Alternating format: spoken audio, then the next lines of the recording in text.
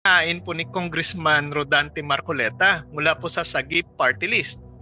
Ang panukala niya pong ito ay naglalayo na gawing optional ang paggamit po ng crucifix sa mga ospital, particular na po sa mga pasilidad na pinamamahalaan ng mga katolikong institusyon. Now, sa ilalim po ng panukalang ito, binibigyan din po ng pagpapahalaga po ang neutralidad ng espasyo ng mga ospital upang maiwasan po ang mga posibilidad ng discomfort o hindi pagkakaayon sa mga pasyenteng hindi katoliko. Now, sa kabila po ng layunin nito, nagdulot po ito ng panukala ng malawakang diskusyon at kontrobersya sa iba't ibang sektor ng lipunan, lalong-lalo na po sa simbahang katoliko.